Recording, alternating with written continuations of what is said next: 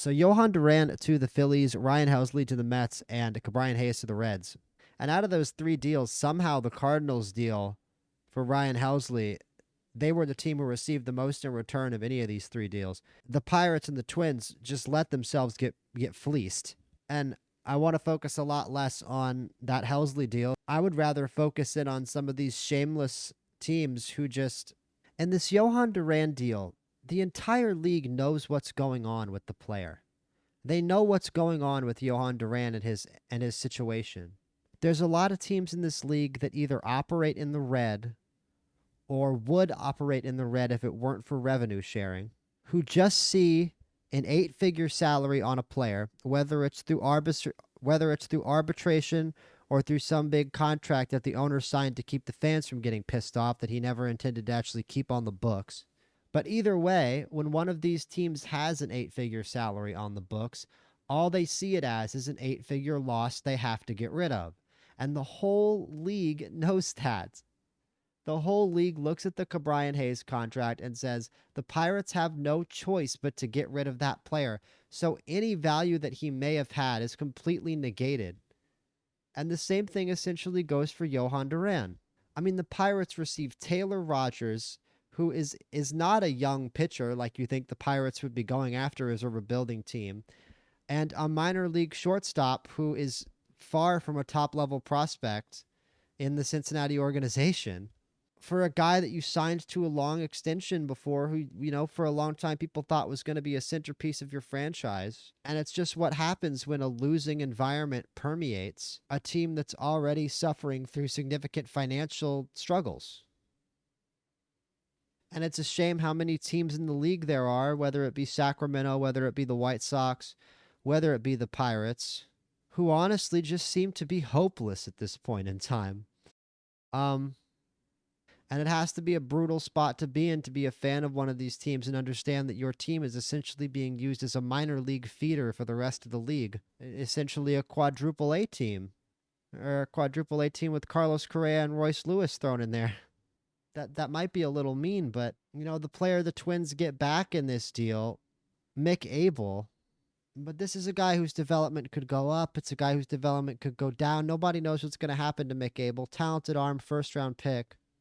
But you developed one of the best closers in the game.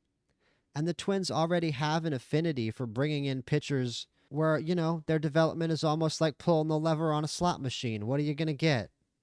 And if he has any value, the Twins are just going to do what they do, and they'll trade him on down the line anyway.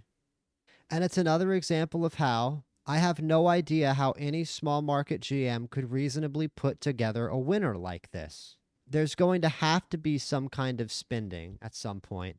There's going to have to be some kind of reinvestment in the team beyond just one medium-sized contract like the one that the Twins gave to Correa. Well, that wasn't medium-sized, but I'm more thinking the one the Pirates gave to Brian Reynolds, where you're obviously just making the move to calm down a fan base who's angry because you don't spend money. You know, the Severino contract in Sacramento, that's a little bit of a different situation, but none of these contracts are contracts that any of these owners ever plan to actually keep on the books.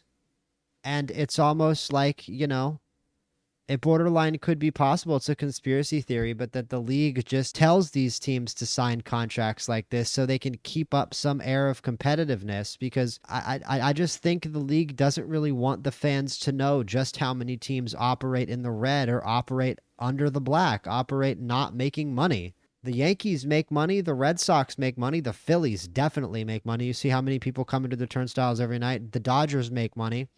I don't know that the Guardians make money. I definitely don't know that the Twins make money with the way that they make moves, and I can assure you the Pirates do not make money. The Pirates lose money year on year. I can tell you that right now. And we know everything there is to know about the Marlins and their financial struggles as an organization. So as much as I want to sit here and fire through prospect stats, as fun as that would be, these trades today remind me a lot more about the economics of baseball and what seems to be happening to these slipping and flailing small market teams who are trying to find some way to stay competitive in a league with teams that have resources that simply just blow them away. And it's a big part of why a lot of people think in a couple years there's going to be a lockout.